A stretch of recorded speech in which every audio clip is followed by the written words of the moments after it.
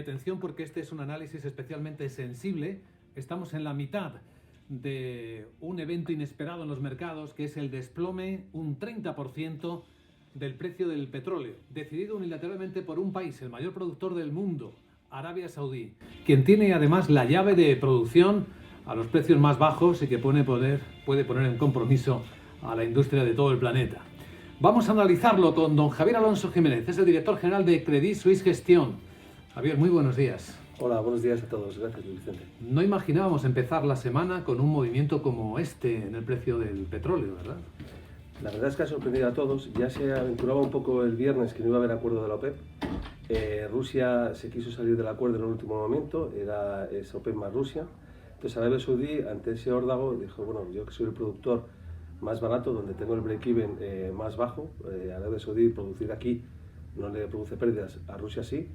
Y luego también lo que hace mucho daño es a la industria del shale oil y del shale gas en Estados Unidos, con empresas muy endeudadas que ahora comentamos que ahí quizás esté la clave. Claro, porque el efecto, podemos verlo por industria, luego el impacto en los mercados, por un poco de orden, ¿no?, de lo que está produciendo todo ello. A Rusia desde luego le hace daño, pero el daño a Estados Unidos sí que le provocará o puede provocar alguna reacción de Estados Unidos. A ver, muchos se preguntaron por qué Powell el otro día bajó 50 puntos básicos de repente. Y mucha gente decía que habiendo un problema de oferta y no de demanda, cómo se tomaba una medida monetaria que favorecía más a la demanda que a la oferta. Es comprensible lo que ha pasado. La deuda de high yield en el sector del shale oil, del shale gas, en la energía, ha repuntado unos 1.200 puntos básicos. Cuando vemos los índices de high yield, quizás sea un índice trampa porque implica muchísimos sectores, entonces unos se netean con otros, pero luego hay que ver la posibilidad de default del sector de la energía. Y ahí es muy alta, porque la deuda es la mayoritaria y el repunte de spread ha sido brutal, ¿no? Entonces, ante esa coyuntura, la Fed, que está muy al tanto del gran incremento de deuda, toma unas medidas instantáneas. ¿Dónde está el riesgo hoy?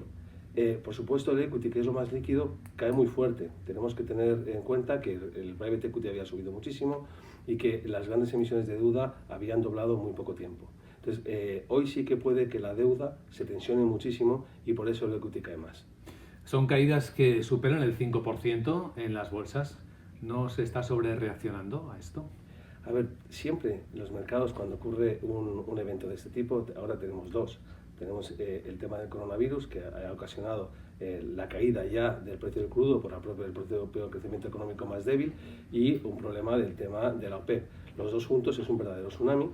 Y lo curioso de esto es que el mercado, igual que tardó en reaccionar, cuando lo hace muy virulentamente. Tenemos que recordar que los primeros casos de coronavirus, aunque salieron sobre el 3 o 4 de enero, son del 5 de diciembre. Hasta el 17 de febrero, los mercados estaban marcando máximo tras máximo los spreads mínimos. O sea, hubo 2 meses desde que se conocía que estaba el virus hasta que el mercado sobrereaccionó. Hoy en día, cuando ya se ven todos los efectos, la caída probablemente sea muy virulenta por un tema de liquidez y de flujos.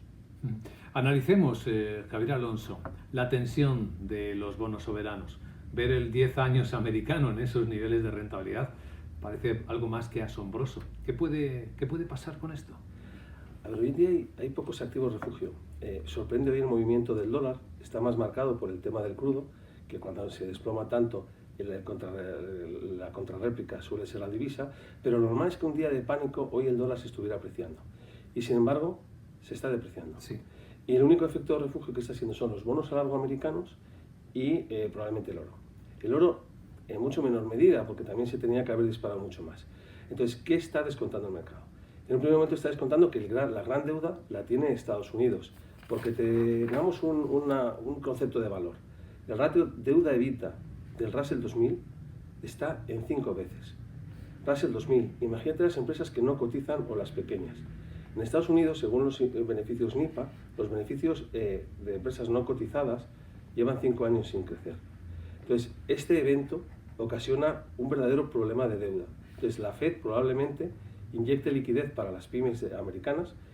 Christine Lagarde en Europa haya una intervención concertada y también dé préstamos muy blandos a las pequeñas empresas, y tenemos que tener en cuenta que estos aproximadamente 320.000 millones de deuda que está en el aire, que se pueda realmente pagar, porque son empresas que dependían de tener unos ingresos recurrentes y ahora se pone en cuestión, tenemos ahí un problema. Tenemos que concentrar toda la atención en las pequeñas empresas a nivel mundial, más que en el mercado, que es un tema probablemente de recuperación en V y que surgirán oportunidades. A efectos de inversores, ¿dónde podemos resguardarnos? Pues a ver, el tema del resguarde es que todo como en la vida tiene sus momentos. Entonces, cuando la volatilidad está muy barata, es cuando había que comprarla. Ahora la volatilidad está muy cara y comprarla sería una aberración. Entonces, resguardarse cuando está el pleno tsunami ya es muy difícil. Las cosas hay que hacerlas un poco antes. Entonces, ahora lo que hay que hacer es gestionar la posición, ver qué inversiones tengo más comprometidas y esperar a que pase la vorágine. Tomar decisiones en caliente se suele perder bastante dinero. Esos análisis que dicen que quizá con el coronavirus y con la subida de los precios de los bonos y las intervenciones de los bancos centrales se han empezado a pinchar las burbujas, ¿usted las cree? A ver, el tema es que las valoraciones, todo esto ha ocurrido en un momento de valoraciones en el último percentil, valoraciones máximas, sobre todo en el mercado americano, que se había comportado muchísimo mejor que el europeo. Hay que tener en cuenta también que hay un factor, solo nosotros, la mente humana está pensado en términos de ciclo. Los beneficios solo pensamos la parte del ciclo, pero luego hay una conexión entre la cuenta de resultados y el balance. El 90% del balance de Estados Unidos son intangibles, fondos de comercio de adquisiciones, patentes. Entonces, ante el auditor hay que justificar esas valoraciones que tienes de los activos intangibles. Entonces, si se prolonga esta crisis por el coronavirus, en muchos casos va a haber que dar de baja esos activos. Entonces, el mercado probablemente en algún momento eso lo ponga en precio. No lo vemos alarmante lo que está ocurriendo. Tenemos que tener en cuenta los múltiplos a los que cotizaba el mercado americano. Lo normal es que se vayan a múltiplos de mitad de ciclo y desde ahí repunten. ¿Cuánta visibilidad hay para el segundo semestre del año en este momento? Pues esa es muy buena pregunta. Lo normal, el tiempo juega a tu favor, lo que se dice el tiempo meteorológico, porque probablemente cuando llegue al final de la primavera o la primavera con 25 grados o más, el virus remita. Sí. Entonces ahí llegará, justo coincidirá el BOE, que son las previsiones del FMI del crecimiento mundial, se revisen a la baja y llegará la publicación de los resultados del primer trimestre. ¿Esta publicación qué va a traer? Pues va a traer unas caídas importantes, pero la clave no va a estar no en los datos que se publiquen, sino en lo que las empresas manifiesten de cómo ven la normalización productiva y la normalización de la oferta. Si ahí dicen, bueno, se está normalizando todo, entonces el mercado ya descontará a largo plazo que ha sido un evento de 1 o 2 trimestres. Si la cosa se alarga, que no lo queremos, más allá del mes de abril-mayo, entonces sí que podríamos acudir a un cambio de tendencia, pero de momento creemos que va a ser trimestre y medio o 2 trimestres. ¿Podemos seguir creyendo el axioma de que los años electorales americanos son positivos para el mercado? ¿Podemos hacer una excepción este año ya?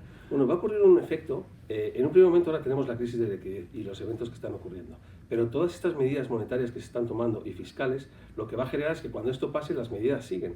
Entonces la inflación de activos volverá, porque con tipos cero, visibilidad de tipos cero y política fiscal expansiva tenemos un boom de la economía importante. Entonces hay que relativizar, ver este mes y medio que queda hasta que el virus remita por el tiempo y a partir de ahí tener en cuenta cómo está la política fiscal y monetaria que probablemente haga que los activos vuelvan a recuperar. Bueno, usted es profesor en escuelas de negocios precisamente, pero la inflación de activos debería haberse producido ya, ¿no? Con las intervenciones de los bancos centrales y no ha aparecido. Efectivamente, hay dos efectos, porque la inflación de activos ya estaba. Hay que ver los múltiplos en general de casi todos los mercados y cómo estaba en máximos el 17 de febrero, o sea, antes de ayer, de la deuda.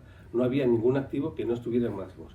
Lo que ocurre es que cuando te encuentras esta coyuntura, las correlaciones en momentos de tensión tienden a 1. O sea, la diversificación no te aporta tanto valor porque cae todo. Lo único que ha aguantado es la deuda soberana. Entonces, como los componentes de renta fija, los índices high yield, los subordinados, tienen un componente, una parte de duración, parece que los índices no han caído tanto. Pero efectivamente el único salvaguarda ha sido los bonos a largo, americanos sobre todo, el 30 y el 10 años. La escena es apasionante económicamente hablando. Yo creo que en la historia reciente no nos habíamos encontrado con un momento de mercado como este. Sigue siendo una especie de gran equilibrio, buscar activos que descorrelacionar, porque claro, ¿quién va a descorrelacionar ahora con renta fija? ¿Dónde se puede hallar descorrelación de los mercados en este momento, Javier? Pues llega un momento que puedes tener tipos negativos y seguir aportándote la duración. Por eso Christine Lagarde no ha tomado ninguna medida todavía, porque no es una medida de tipos. Ahora, lo que en un problema de oferta que se junta ahora con ciclo también de demanda, porque hasta hace 20 días era solo de oferta, ¿qué se puede hacer? Más que activos refugio, que ya es difícil encontrarlos, es qué medidas se pueden tomar. La primera medida es favorecer o bajar las cotizaciones sociales a nivel mundial, defender el empleo, dar líneas de crédito a las pequeñas y medianas empresas, favorecer la extensión de los plazos. La parte buena, las grandes empresas a nivel mundial habían refinanciado la deuda a tipos muy bajos, lo habían alargado. En Europa se había reducido. El único lugar del mundo donde se había aumentado considerablemente era en Estados Unidos, porque el incentivo a tipos tan bajos y con la economía subiendo mucho, también te compraban equity con cargo a deuda, te llevaba a endeudarte. Entonces, a día de hoy la situación europea, desde el punto de vista macro, probablemente esté mejor que la americana. Muy interesante la visión, como tantas veces compartida por don Javier Alonso, director general de Credit Suisse Gestión. Gracias por acompañarnos en este día tan particular, Javier, que vaya lo mejor posible. Muchísimas gracias, muy amable.